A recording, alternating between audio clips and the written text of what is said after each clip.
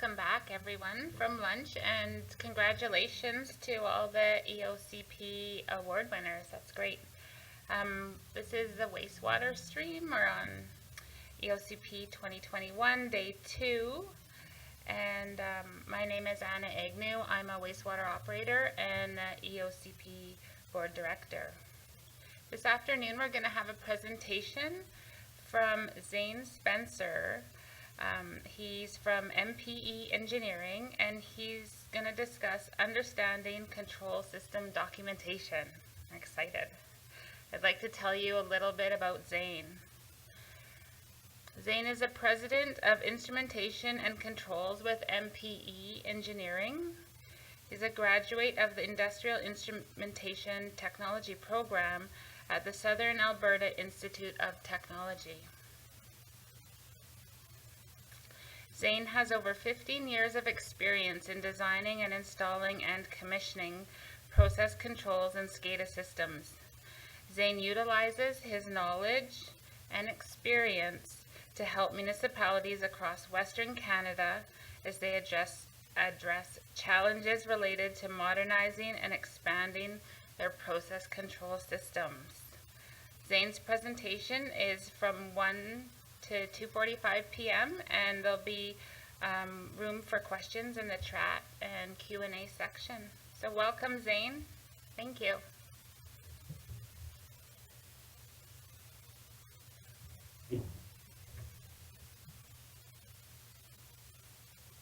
Thank you, Anna, for the introduction.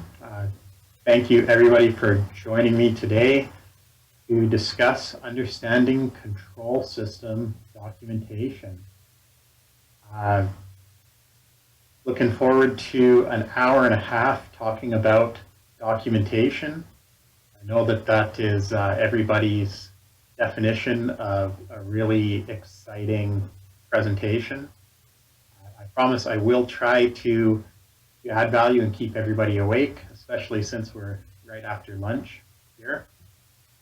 And so when we talk about control system documentation, the things that I really want to drive home through this presentation are a good understanding for everybody of what that documentation is, how can you analyze it, read it, how can you maintain it, and more importantly, how does it add value to your organization, and how can you add value to your organization through understanding, reading, maintaining this documentation. So I'll start with a little bit of a recap. When we talk about a control system, what are we actually talking about? And in summary, a control system is a lot of parts and pieces that come together to create an overall system. This includes things like your process level devices, so transmitters, VFDs that are connected to pumps, and valves. This is what's actually interfacing with your process, measuring all of your process variables, controlling different aspects of your process, like flows, pressures, and levels. And all of that equipment is then connected up to controllers at a local control level. They take the information from the instruments, they analyze those measurements, they execute control strategies that are programmed into them, and they send signals back to devices that ultimately control the system. Those controllers are often networked together with one another and allow that information to be shared with the top level of the control system, the supervisory control level. And this is where we put software systems and computer systems together to turn all of the data that's collected at this process level into information that can be analyzed and interpreted by operators. So as you can imagine, as this whole system goes together from one end to the other, there is a lot of documentation that can be generated. And there's a group called the ISA Instrumentation Society, Instrument Systems and Automation Society, and they are working on a standard which helps to define what documentation is out there and can be used to properly manage your control system. It provides I'll say, a very high-level look, but a very detailed list of all of the documents that you could possibly develop. It's a good framework or a good goal for some utilities, but it does have a lot of things in there that probably aren't needed for most utilities, and especially as we get down into the small systems. But this presentation isn't going to go through every possible piece of documentation that you can have for a control system. We're going to focus on really the critical items. And so the things that you really want to make sure that you have in place. So the general agenda of the presentation, we're going to go over 3 components of documentation: process and instrumentation diagrams, PLC and RTU drawings or I/O drawings, and control philosophy documents. We will circle back and talk a little bit more about ISA 112 towards the end of the presentation.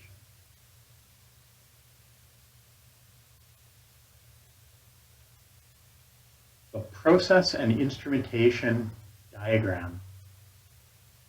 This isn't to be confused with the term PID when we're talking about proportional integral derivative control.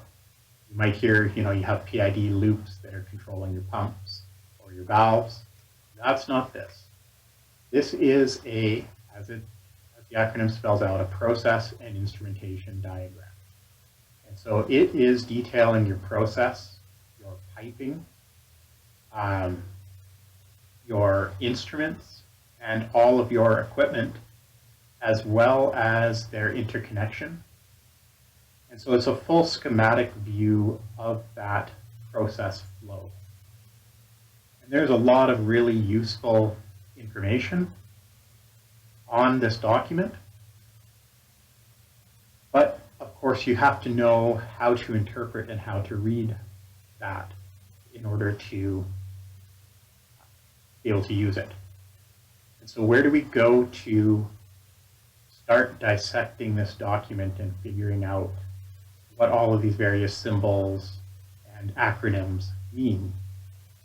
And so within a drawing package that will have process and instrumentation diagrams, there will be an equipment legend.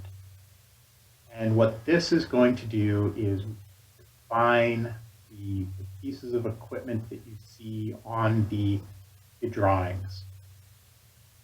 And so those could be pumps or blowers, valves, electric control valves, hydraulic valves, pneumatic valves, as well as your various piping. So if we break this down into a few pieces, let's look at an example where we have some pressure indicators. And these are probably coming off of a sewage line, likely a pump down here feeding sewage into a force main. And so we've got some various symbols here, and we can refer back to the legend and start to see, okay, our process is flowing through a check valve, and then we're teeing off, and then we're going through, we have a ball valve, and then we have a diaphragm seal before we get to our instrument. Following the main process flow after that check valve, then there's also a plug valve on this line. Another example, when we're looking at piping, it's important to know what kind of piping you're using throughout your facility. Of course, if you're working in the facility every day, you probably have a really good idea. But if you're doing a planning exercise or working with an engineering consultant or a vendor who is trying to supply a piece of equipment or an instrument, using some standardized conventions for depicting how that piping, what the properties of that pipe are important. So defining things like the pipe connections, the pipe to valve connections, the fitting types that are used in the piping system, as well as what the actual pipe itself is. And so does it have a line identifier telling you what is being carried within the pipe? And is there a line code which depicts the pipe material, so the line code, the flange rating, the thickness, material, can all be put together into a string that you can then see on the drawings. So if we look at this S500-D4, we know that that's sanitary waste on a 20-inch line, and it's got a code of D4, so it's ANSI 150, SCED 40 stainless steel. We can see that the main line, primary flow line, connects into a knife gate valve, and that's a threaded connection into that valve. We can see that there are reducers, and when we reduce down, we're going from a 500 mil to a 400 mil size. And then we go through a flow meter, we increase pipe size again, and then the pipe enters an open channel. So there's a lot of information in a very small area that's available on that drawing.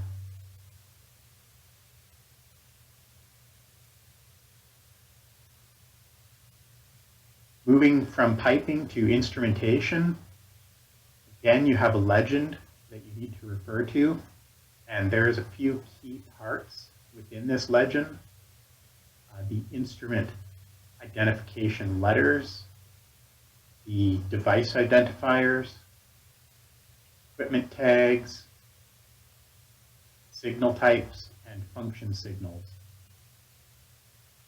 When we look at identification letters, this could vary based on the set of drawings that you're looking at, but most all drawings are going to reference back to another ISA standard, which is ISA 5.1, which defines the basis for using identification letters, where you need to define what the first letter is, the analytical, flow, level, temperature, and then what the succeeding letters are. So if we're looking at I, that would typically be an indicator, and something like T would be a transmitter. And so if we see three letters go together that might be L-I-T, we know that that's a level indicating transmitter. And you probably hear these acronyms, and a lot of them seem like second nature. But for somebody that's new into the industry, spending a bit of time with this table can help them a lot. And within that instrument legend, we also start to put together some very typical acronyms. So AITs for analyzer indicator transmitter, LIT for a level indicating transmitter, ESL for a temperature switch low. So that's how we come up with those acronyms. And then you'll see these acronyms embedded into different function blocks. And so these function blocks identify when you have a transmitter that's providing a signal into a PLC, or potentially multiple signals. And you may see as part of this some indication of what that signal is, whether it's an analog signal or a discrete signal, or perhaps it's being communicated over some sort of a bus protocol. So when you're looking at the instrument drawings and you see the instruments along the bottom of the page, they will be connected to some of these function block symbols. These may be, the function blocks may be located within the page, or as we like to do in our drawings, in a separate area that designates that these are part of the PLC system. If we zoom in on that a little bit, we can see our instrument, a level switch low-low, and that's connected to the PLC as level alarm low-low via discrete input. Similar for the high-high switch, connected to the PLC as a discrete input, and the analog level transmitter, an LIT, connected to the PLC as an analog input.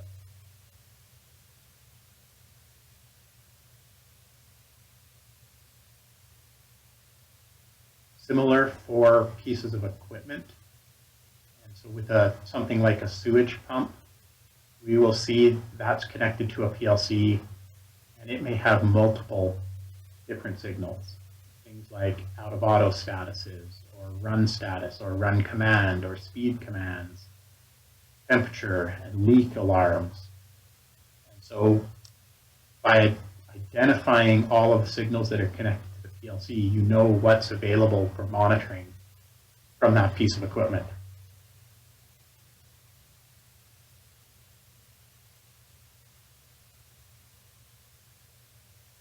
P&ID diagrams also give you very useful information about the equipment within your facility. So along the bottom of the page, there is a equipment legend that contains, or a design criteria legend that contains some very useful info. So for a blower heater, what are the voltage ratings? What are the power ratings? For a sewage pump, what's the duty point? What horsepower is it? What's the voltage rating on it? So it's all very good information for you to have to understand your facility. It's great for orienting people that are new to your organization or coming into a new facility, so they can see it and understand without even coming into the facility how it's put together. And they can be prepared to start operating it.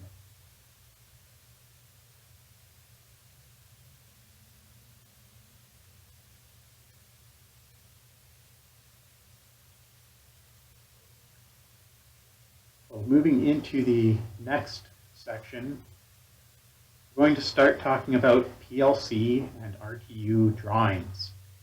We're going to focus on three different aspects of these drawings: communications architecture drawings, control panel layout drawings, and input and output drawings.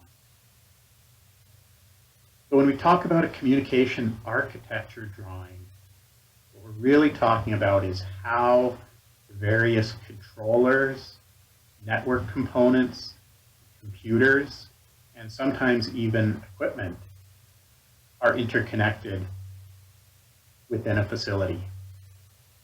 Now, these drawings are very useful to system integrators, to engineers, to SCADA technicians, or anybody that's responsible for maintaining these systems, because as you can see, there are numerous connections. These connections can be via Ethernet, serial, many different types of media, fiber optic. And so it is important to define them and document them. Now, I have seen variants of these drawings, and sometimes it can be useful to not only identify equipment, but put information on there such as equipment IP addresses. So I want to add a word of caution there to ensure that if you do have communications architecture drawings with IP address information on there, that those do not ever get published to a public website. And So it's easy to make a mistake when going out to tender for a project onto a website like BC Bids or your own Bids and Tenders website. You update an existing communications architecture drawing that has all of that information, including IP addresses, and put it out there. And the word of caution is that if you do that, you're essentially giving a hacker a roadmap to your control system. So once that information hits the public domain, even if it doesn't show a hacker how to get into your system, if they were to ever get in there, they would have a great diagram of everything that's there and how to get to it.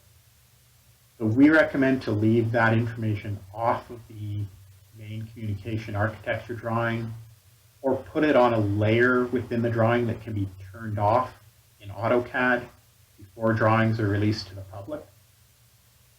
And so if that information isn't included on the drawing, it's very easy to then include it in a separate spreadsheet, which can contain much more detailed information than you would be able to put on a drawing, and could be accessed securely by the project team who needs it. This document is something that's probably not very static, so as your system grows and as things are added, this is a great place to keep track of that, keep it up to date, keep it shared with SCADA technicians, IT personnel who are responsible to secure and maintain some of this. And also to have it available if you ever do have a security incident or go through a security audit, as it's a great record and great documentation of what you have from a networking standpoint. Again, a document like this should never be published in the public domain, although parts of it and pieces of it may be valuable to share with proponents looking at new projects. We would recommend, if sensitive information like that needs to be shared, it may be worthwhile having proponents go through confidentiality agreements and non-disclosure agreements before receiving what could be considered sensitive information. All right, moving into a control panel layout drawing. You'll often see these as part of a drawing package, and they're designed to do two things. One, illustrate how a control panel is laid out and the size and dimensions of the panel that the bidders will need to construct, but also to ensure that based on the number of cards and I/O points within the control panel, that everything is going to fit. And so if you've got 100 analog inputs coming into this control panel, you want to make sure that you can fit all of the terminals required for those inputs into the space that's shown. And these can be very useful as you maintain your facility. It's also very common now to start to see photos of control panels within drawing packages, especially for projects where it's not a brand new control panel. And so whether you've got a legacy system that might cringe when you open it up, and you're tasking somebody with cleaning this up as part of an upgrade project, it might be important to show bidders this so they know what they're getting into. Or if you've got a new or newer facility and you need to add a few I/O points to it, including that photo can give you a really good representation of what you have for available room within that control panel.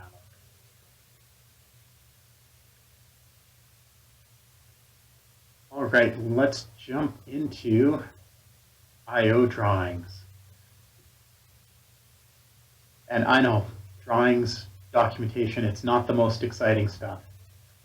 But this part, well, I'll be honest, it's not going to be that much more exciting yet.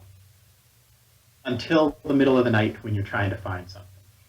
And then you're going to remember this presentation and go, oh yeah, I know how to do that. So again, just like the P&Is, you're going to have a legend page for your electrical system. It's going to give you a good detailed look at what the symbols that you see on these drawings actually mean. So when you start looking at, hey, what's inside my control panel? Here's all your symbols for your various buttons and switches, indicators, so the pilot lights on the front of the control panel. Your fuse terminals, so whether it's a fuse or a circuit breaker. If it's, sometimes we'll use different terminals to designate that the terminal might be located in a different control panel. You have various panels in your facility. Relays and relay contacts and various other devices that might be inside of your control panel. We also use different symbols to represent various instruments. So floats, flow switches, pressure switches, temperature switches, generic limit switches, or time delay relay switches. All get their own unique symbol. And where these show up is when we start to actually develop I/O drawings. And so when we are doing I/O drawings for discrete inputs, they might look something like this. We have a power rail.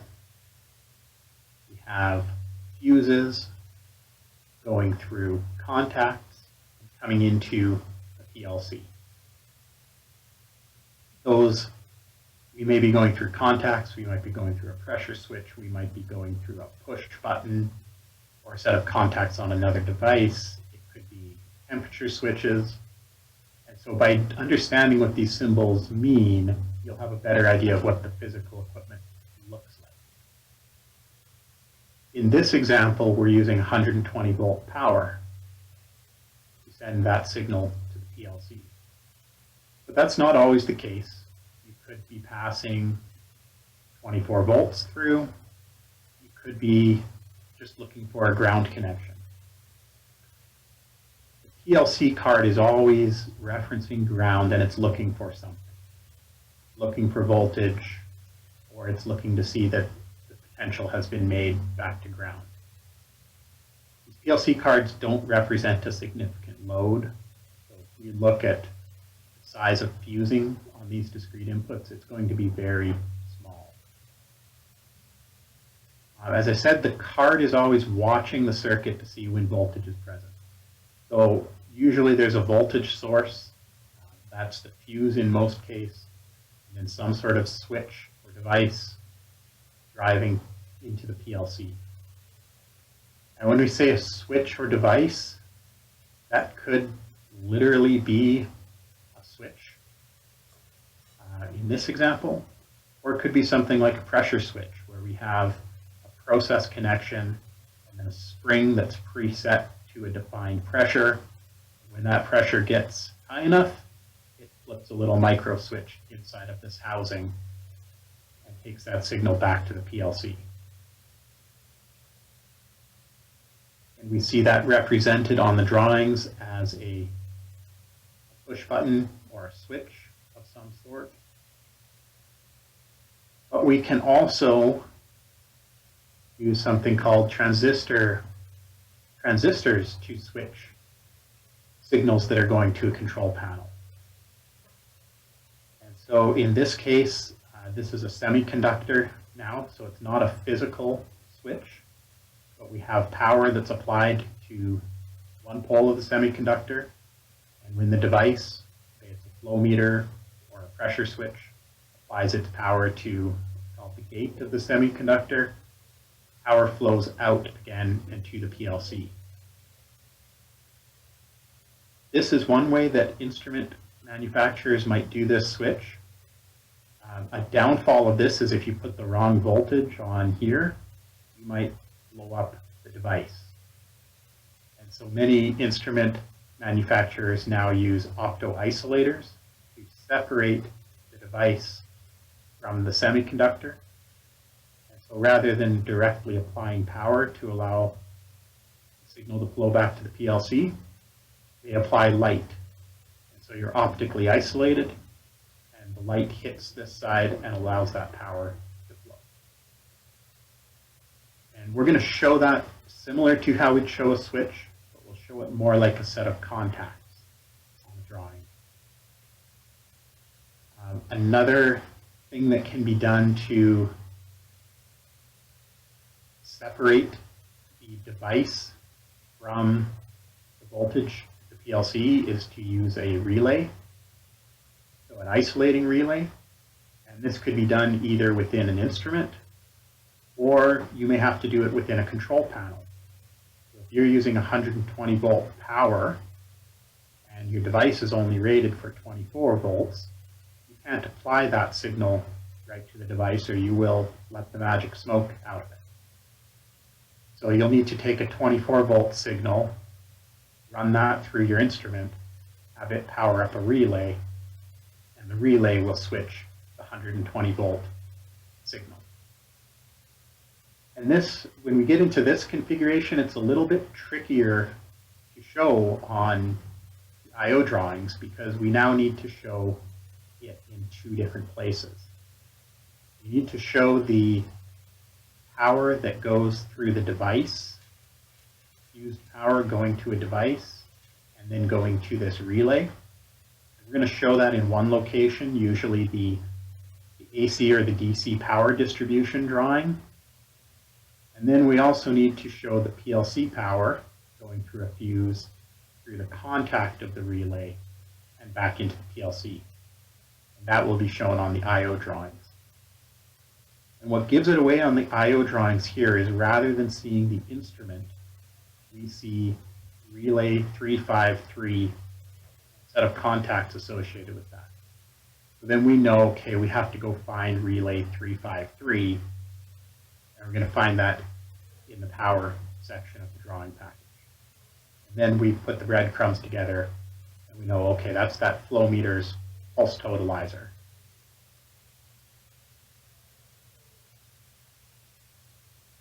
So flipping now to the output side of a PLC. Before we were talking about signals coming into the PLC, now let's talk about signals going out of the PLC. And so this is how we turn things on and off. And we can either do that by turning them directly on or off, or going through relays. And again, it's preferred to go through relays because you can provide some isolation. So on a drawing, you may see all of the outputs from your PLC driving relays. And then again, in the power distribution section of the drawings, you'll see fused power going through the contact of that relay driving the end device, which in this case are mostly solenoid valves. Now the outputs from these PLCs, again, these can be driving voltage, 24 volts or 120 volts, or the cards themselves can have relays built within them. Using a 24 or a 120 volt output and isolating relays protects the PLC. So relay output cards are available. The downside is if you blow up one of those relays, you've then blown up your PLC card. Whereas in an isolated system, if you blow up a relay, you've just blown up the one relay.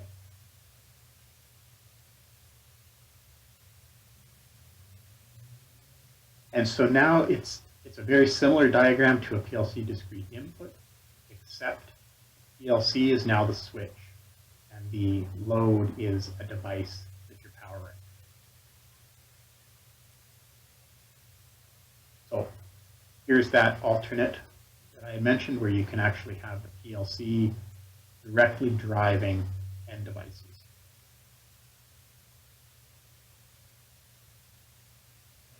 If you have that isolating relay that's needed, again, your PLC output, in this case, will drive the relay, and then you'll have separate control power going through the relay contacts out to the end device. And so similar to how we followed the breadcrumbs last time, here you'll see that relay on the I/O drawing. You'll go hunting in the power diagram, and then you'll see where those relay contacts are referenced and what the end device is.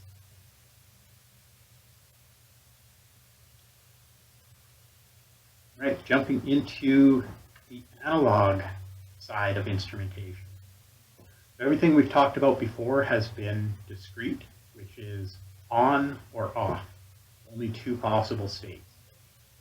When we start talking about analog instrumentation, it gets a little more interesting. So we now have not an infinite number of states, but many more states that we could be in. Several thousand different analog measurement states can exist on a PLC analog input card. I say it's not infinite because these devices are still taking an analog reading and turning it into a digital signal. And they do that by taking a connection to a sensor that runs through some electronics to a PLC input. That PLC input has to go through an analog to digital converter. So depending on the resolution of that analog to digital converter, you will have more or less states. Some of the really old PLCs might have had an 8-bit analog to digital converter, whereas most modern, I'd say mid to high-end PLCs have a 14-bit analog to digital converter. In most cases, it's not going to hurt to have lower resolution, but if you have something like a level transmitter where you want to have millimeter accuracy, you're going to want to make sure you've got good analog digital converter range. When it comes to connecting an analog input to a PLC, there are lots of ways to do that. The most typical in industry are two-wire connections, where the PLC or the control system provides power directly to the instrument, and that power provides all of the power the instrument needs to make its measurement and then relay a signal back to PLC. In a three-wire setup, we have to run a separate power connection to the PLC or to the instrument. So this is typical where you may have an instrument like a flow meter that needs more power than can be provided at 4 milliamps on a 24-volt DC power supply. So you'll have a separate fused power signal going to the instrument and then a dedicated signal wire that comes back to the PLC. And these are less common in water and wastewater. What does become very common are 4-wire transmitters. And this is the most common when you have an instrument that requires a 120-volt AC power supply. So that'll be fed to the instrument separate, and then there will be a dedicated 4 to 20 milliamp connection back to the PLC. So knowing that we've got these different ways to connect instruments to the PLCs, we have to be able to show those on our wiring diagrams. And so this is probably the biggest thing to watch out for when interpreting these diagrams is it a 2-wire device or is it a 4-wire device? And so we'll show that differently on these diagrams. For all of our 2-wire devices, we will provide fused power to the device, and then it feeds right back to the PLC.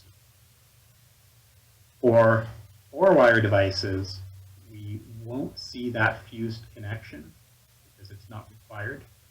The instrument feeds right into the PLC, and then we see a separate set of connections for power to the instrument. That power isn't necessarily shown on the I/O drawings, it'll be shown on the power distribution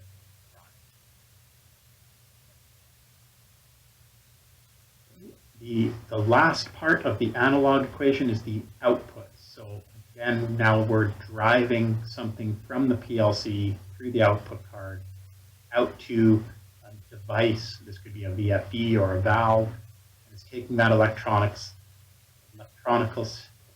signal, converting it into something mechanical, motor speed, valve position, something that's controlling our process. And for the most part, these are a two-wire connection from the PLC directly to our devices. And in almost every case, the device is going to have some sort of separate power supply. So if we look at a flow control valve, it might be a pneumatic valve, so it's got an air supply. So it's going to take this 4 to 20 signal, convert that using air into a valve position. If it's a motor of some sort, it will have another power supply. It'll be running off 240 or 480 or 600 volts or higher.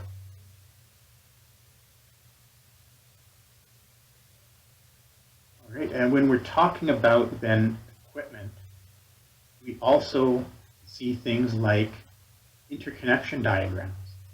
So if you've got a motor starter, you are going to have a diagram that shows you, here's a cross-the-line starter, here's the starter breaker, and then here's the control circuit. So this is how it interfaces not only with the PLC, here's signals going to the PLC, and a start command from the PLC, but also how it interfaces with the local handoff auto switches that are on that panel, how the fail and the run lights on the panel are powered. And similar for our variable frequency drive, we'll see the power going into it, and then we'll see the control circuits for things like the light control, handoff auto, signals going to the PLC, and then the signal coming from the PLC to start the drive, as well as the signal going to the PLC for speed control.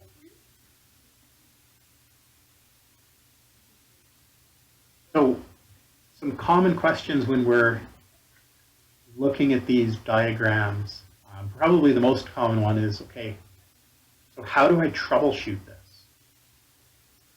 So I wanted to talk a little bit about opening up control panels. And I'm going to preface this part of the discussion with within your organization and within your own skill set. Certainly if you're not qualified, if you don't feel comfortable to open a control panel, then it's probably best not to do that.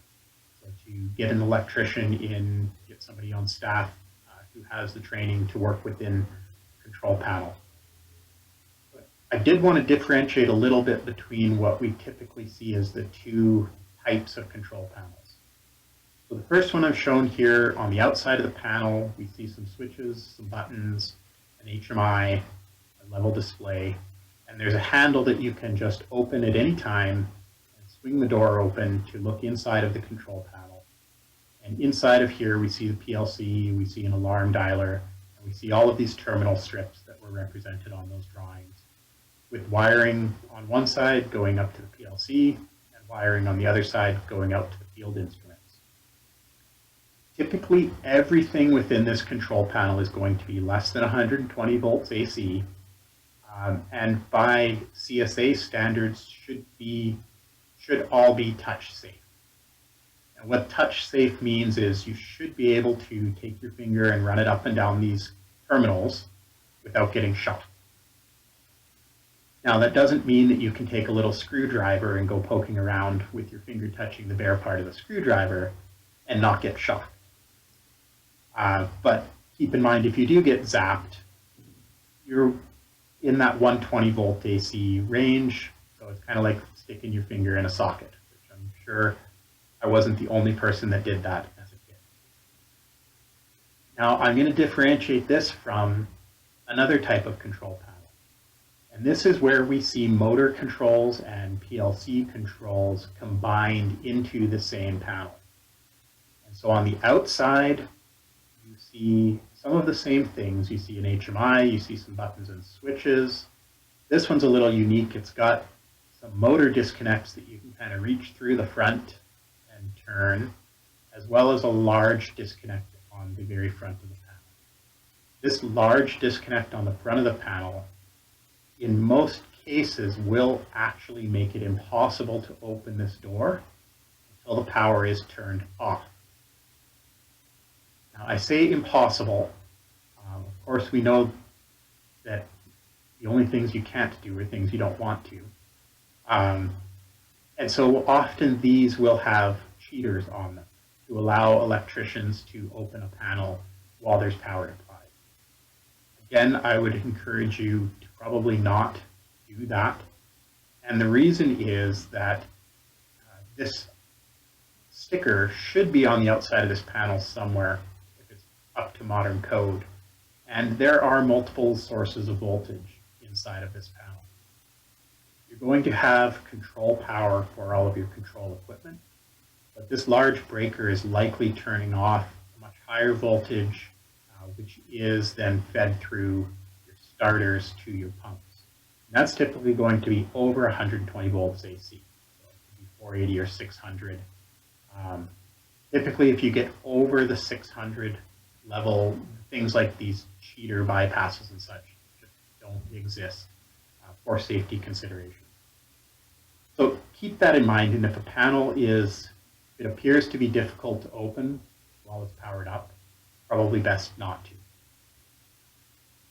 Now, when you get inside of one of these panels, and so this one, it might be powered up while you're inside, this one might be powered down while you're inside, you know, what are you going to look for, and what is going to help you in troubleshooting?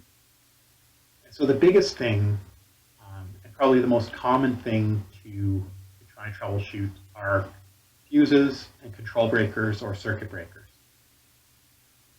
The difference between these two, I've shown the symbols here, what a fuse looks like versus what a circuit breaker looks like. A fuse terminal will usually have some sort of a knife gate that you have to open up, or maybe a screw-in carrier. And inside of that, there will be a glass or a ceramic fuse. And that fuse, when it blows, is done. It needs to be replaced. So they're not reusable. Whereas a circuit breaker, this is more like a circuit breaker in your house. And so when it pops, you might get a button that pops out, or a switch that goes to a trip position. And then you can push the button back in or push the switch back down to reset the circuit breaker. You're looking on drawings, you'll see the symbols for fuses and circuit breakers. They are quite different. And you might ask, why do you use different symbols for these different devices? And so from a design standpoint, we typically like to use circuit breakers for things that you might want to power up and down frequently because they're easier than pulling that fuse, or things that might accidentally trip, like receptacles. Somebody accidentally plugs something a bit too big in. You want it to trip, but you want it to be very easily reset. DC power supplies, in this case, we use circuit breakers. The trade-off, of course, a circuit breaker is much more expensive than a fuse.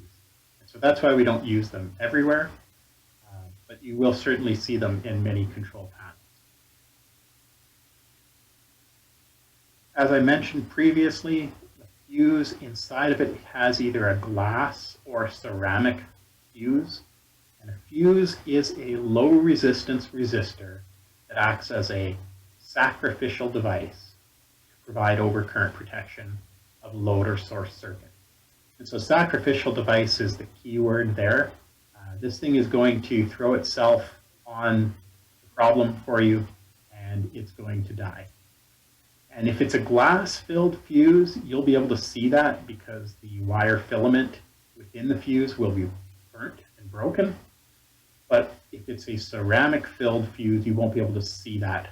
It doesn't change visible appearance. The filament inside still breaks, but it's encased in a sand-filled ceramic. So so you won't see it. The circuit breaker, like I said, on the other hand, is operated. It's an operated electric switch that protects the electrical circuit from damage caused by excess current, an overload, or short circuit. It interrupts the current flow after a fault is detected, but unlike a fuse, the circuit breaker can be reset either manually or automatically to resume normal operation. Almost all of the ones you'll see in control panels will be a manual reset, where the toggle arm or a push button will go to a trip position, and you'll need to reset it to get power flowing back through that circuit breaker. So when you're looking for, where is the fuse, they're going to be all over inside of your control panel. They may be on your analog terminal strips. So you might see fuse 0, and then you'll have to find your rack 0 slot 1 terminal strip. They may be in your power distribution terminal strip. So then you need to look for, in this case, fuse 330. They may be within your motor starter cabinets. And so you might need to get an electrician to go into your VFD cabinets. Again, remembering there are more than one source of voltage within those cabinets. So if you're looking at this fuse, remember that just beside it is 600 volts AC. And so when you find fuses that you might want to check and you might suspect, hey, I've got a blown fuse, which is a common source of problems in control systems, you're going to ask, okay, how do I do that? And hopefully your control system uses blown fuse indicators. And so a blown fuse indicator will actually turn on an LED when the fuse is blown. That LED, some of the older fuse blocks might have sticked out of the front of it. A lot of the new ones now are embedded right into it, so it's tough to see them when they're good. But if you open a control panel and see a red light on fuse 4 and fuse 7, you would know those two fuses are blown. Now, if you don't have LED indicators, there's a couple things that you can do. You can manually check the fuses, which if you have a multimeter, you put it onto resistance, and you put one lead on either side of the fuse, it's going to tell you pretty quick if it has very high resistance because it's blown, or if it's still good and has very low resistance. Now, going back to looking at these fuse terminals, if you don't have blown fuse indicators, but you're spending a lot of time diagnosing blown fuses, well, A, you want to get to the bottom of why those fuses are blowing, because they shouldn't in normal operation.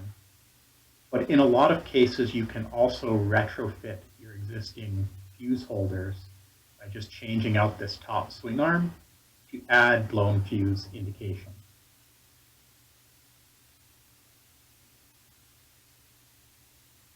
All right, so that's enough about the drawing side of control system documentation. Now we get into the really fun stuff.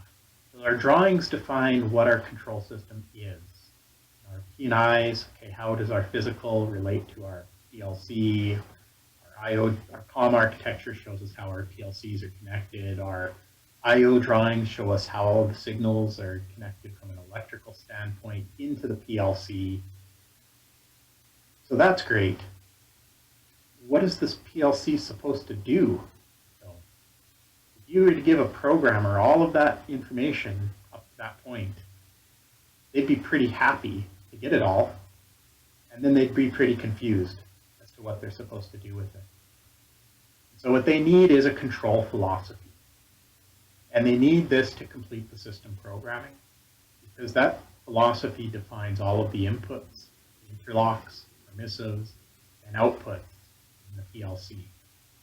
And this is how the process designer relays the design intent of the process control system to the programmer, and it's how the programmer develops the PLC program and can use that then to document all the changes to the PLC program during the system lifecycle. So the first component of that is a simple operation narrative. And so this is done by the design engineer, typically a process engineer, and it is an English language description of what the process is doing. So in this example, it's a pump station, a reservoir/pump station, and the process engineer is just explaining that there's 4 distribution pumps. 3 of them are in duty mode, 1 in standby, and the max flow of the station is 450 liters per second.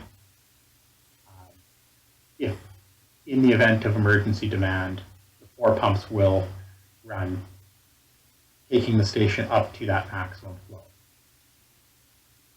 The next part of this control philosophy is where we actually start to define some instrumentation details. And so this is where our instruments start to take life. So we define what the instrument is, what tag it uses on our P&Is. And so this name here, this PSL 130, should show up on our process instrumentation diagrams. It should also be referenced on our PLC I/O drawings. We then show the span of the device, which is important to set up the PLC, as well as its normal operating range, which is great info for an operator. And then if there's alarms associated with the device, we're going to say what the alarm set point is, what the delay that should be programmed for that alarm is, and what the priority is. Similar for an analog instrument, we'll show the span, the normal range, all of the alarm delays, alarm set points, alarm delays, and alarm priorities. And so putting all of this into the control philosophy makes it very easy for the programmer to know how to set up those devices within the PLC. Similar for pieces of equipment. So if we have a distribution pump, what are the alarms that are going to be associated with that pump? And so once the equipment is set up in the PLC program, and then get into the real fun part, which is interlocks and permissives. So an interlock is defined as an abnormal condition which prevents operation of a specified piece of equipment. And so, for example, on a distribution pump, you may want it to shut down and prevent it from running if the reservoir that it's filling, the level transmitter for that reservoir goes to a low-low state, if the low-low switch of that reservoir, this would be the reservoir that the pump is pumping from, goes to low-low, either on the analog transmitter or the switch. Perhaps the water tower that it's filling goes to a high level. The pump is taken out of auto. The VFD throws a fault, or the pump doesn't start or doesn't stop when it's commanded to by the PLCs. Now, it's important to note that all of these are abnormal conditions, and so every one of these things should also be generating an alarm within the control system. And so interlocks will typically always be abnormal or alarm conditions that then prevent a piece of equipment from running. In contrast, when we talk about permissives, these are the normal operating conditions which cause equipment to start and stop automatically. And so these are the things that happen that we want to have happen. So example, if you're filling a water tower, which may be the normal mode of operation for the station, then you're going to start and stop the pumps based on the reservoir levels. So the mode can be selected by operators as long as you have communications to the water tower. In that mode, pumps will start when when the power level falls below the lead pump set point. Lag pumps will start if the power level falls below the lag pump set point or the lead pump becomes unavailable. And if a low distribution pressure alarm is latched in, so regardless of the level in your water tower, start 2 pumps. And associated with those permissives, then you will have a set point table. And so you'll actually see your set points, delays that may be associated with those set points, as well as normal operating ranges for those set points. And so this one's often overlooked in systems.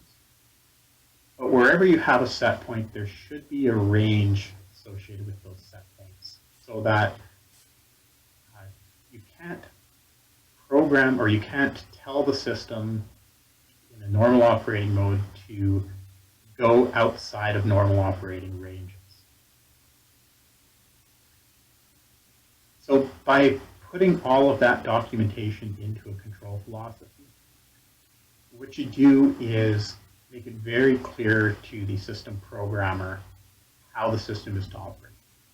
And the control philosophy document is a great tool for operators because it can be used to review the system operation before you get to a commissioning stage. And it can also be used to train new operators. And it's a great place to document changes that happen during system commissioning, which is very common. There might be a design consideration that wasn't fully captured or some restraint that makes it so the design intent has to be changed during commissioning. And that can be documented in the control philosophy. And then there's also things that come up during normal operation of a facility. Operations group or an engineer may ask for a new mode of operation or to change the normal operating range of a device, to change an instrument span, to change some of these set points. And so that can all be captured and documented in a control philosophy. And when we talk about maintaining all of this documentation, red pens are your best friend. So we do this, we always do this during the construction phase of a project. So you've gone through construction of a new facility or modification of a facility, you'll know that there's design drawings that go out during the tender period, and then they're issued for construction. And typically one of the stipulations in the contract is that the contractor keeps one set of drawings for record purposes. Typically it's supposed to be kept on site, and any modifications from the design are marked up in red pen on those drawings, and then at the end of the project that drawing set goes back to the engineer who makes those drafting changes, updates the drawing set as a for record set, and delivers it to yourself, the owner. That shouldn't be where documentation maintenance stops. And so as an owner, you should designate a set of drawings as a record set. And if it's a physical set, it can be updated with pen and whiteout. And if it's a digital set, it can be updated using things like Adobe Acrobat or PDF Exchange or any other program that can modify PDF documents.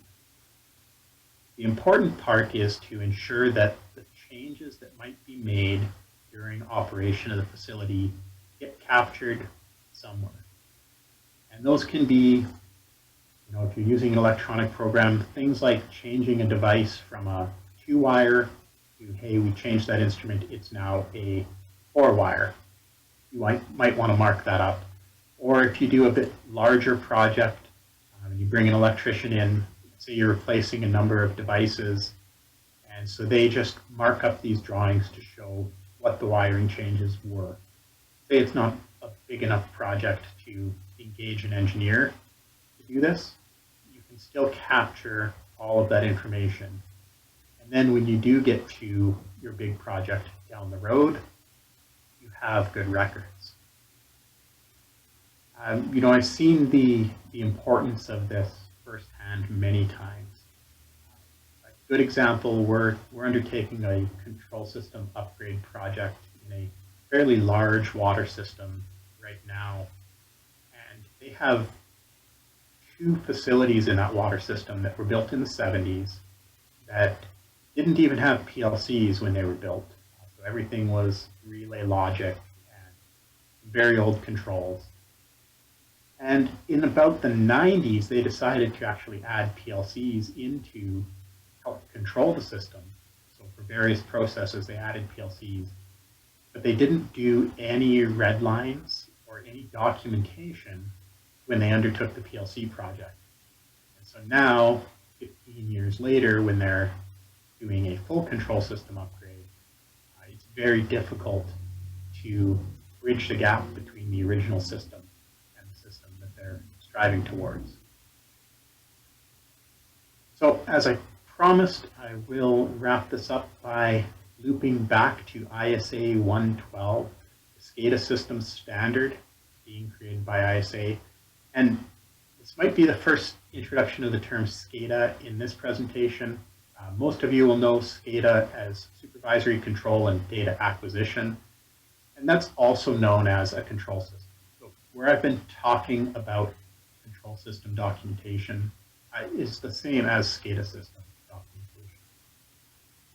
So ISA 112 is a standard that's being developed, and this is being developed to provide guidance on how to design, implement, operate, and maintain SCADA systems by documenting best practices in a range of industries. So they're developing this standard. They're not developing all of the best practices, but what they are doing is defining what this model looks like and what SCADA system standards should be considered throughout the various stages of your process. And so as you can see, there's a long list of standards that they think utilities may want to have on hand at any given time. And then there's a number of documents that they feel should be developed during design, during the system development, during the installation, commissioning, and operations phase of the project. I'm not going to go through every one of these in detail, but what I have done is sort of cherry-picked what I think is important in these various areas. And of course, this is going to vary by utility. It's going to vary based on your size, based on how much automation equipment you have, based on how much growth you expect to see. And of course, what you feel is valuable. The questions that come up when we start talking about documentation and developing standard is, how long is it going to take? How detailed should this be? And what is the value in doing this? But it doesn't take long to put together a document that defines what SCADA platform you use, what are the security standards, the network architecture that you would prefer, what I/O do you want to bring in from your equipment. And so this could be, for instance, for every valve you expect to see a command to the valve as well as feedback showing you open or closed or position status based on the type of valve. You could list off the signals that you would expect to see to every VFD or every motor starter. Things like panel design standard, field wiring, data point tagging, equipment tagging. These are typically all part of your tender documents when you do large projects. But if you don't have a reference point, then these may change depending on every consultant that gets involved with doing the next control panel design. And then things like the HMI philosophy and style guide. ISA 101, also known as the high performance HMI standards, are starting to move throughout industry. And if you don't have that defined, you may not get what you're wanting when the programmer gets to actually putting the HMI together. And ultimately, if you can provide a guideline or a set of base templates when it comes to programming, then you can ensure consistency from one project to the next. When a project moves into the design phase, these are typical things that are going to happen. So the engineer will define the requirements, gather that existing documentation, hopefully your red lines. They're going to verify it and commend you on doing an excellent job of maintaining your documentation, your P&Is, your layout drawings. They're then going to review the signal list, develop their process control narrative, do the I/O drawings, and complete their design package.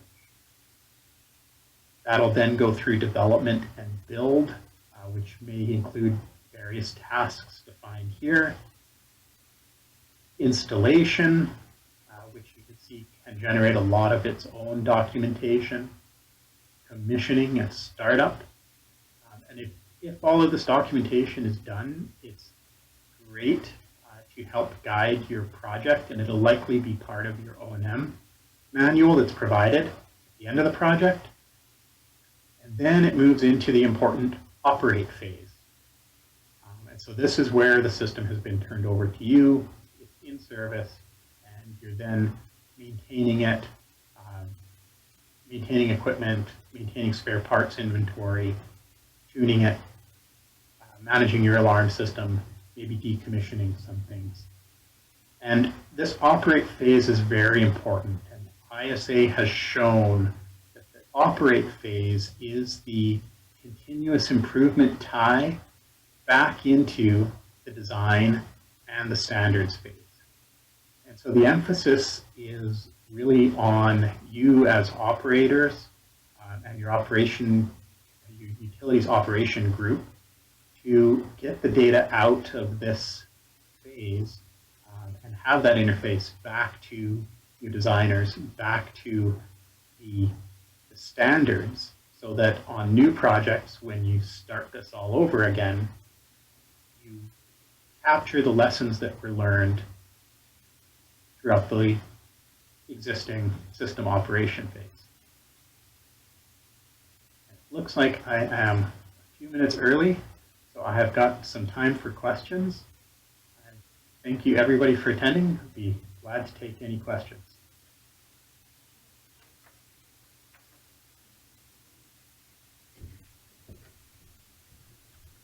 Thank you, Zane. That was excellent. I have a few questions. I will ask you. Can you hear me okay? Zane? Yeah?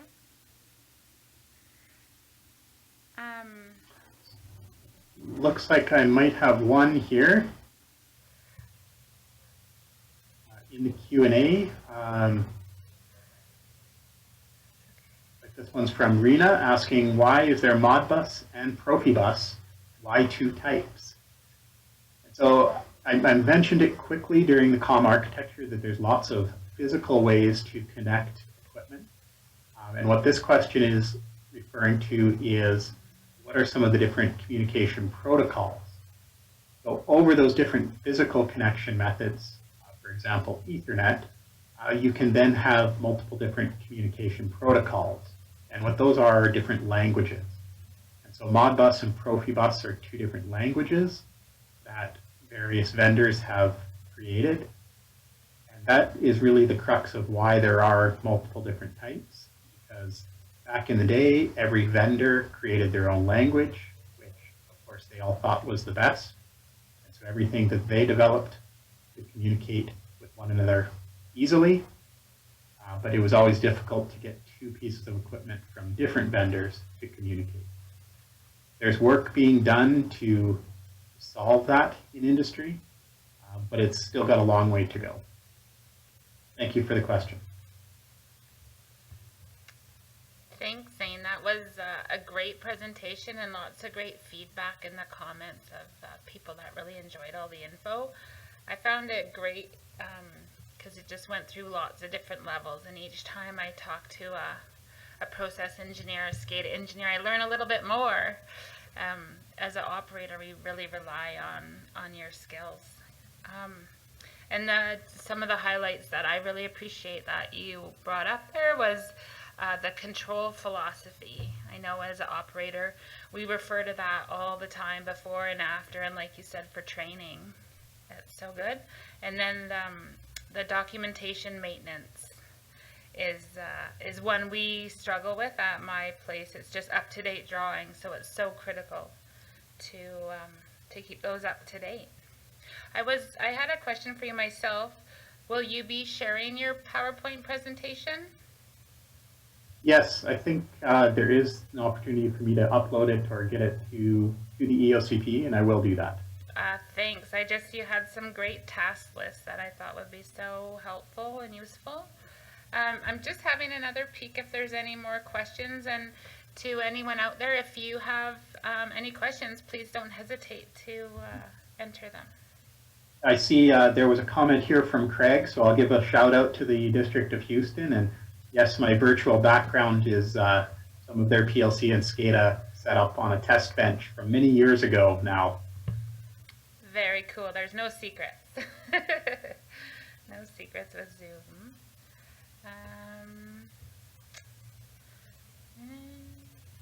I think there's lots of thank yous and great information, Zane. I know it's not always easy to present so much information, but as operators, we really value it. So I think with that, we will, we're a little bit early, but if you're watching this session, you could switch over to the water stream or the leadership stream for the remainder. And I'll just give a couple little notes is if you do any social media posts with hashtag 2021, you'll be entered for a draw. And also, if you could please complete a survey at the end of today, you'll also be entered for a draw, and those prizes are movie passes or water and wastewater t-shirts. And I might have one more question. EOCP 2021, no hashtag? Oh. Oh, sorry. Okay. I didn't want to mix you guys up. So social media posts, hashtag EOCP 2021.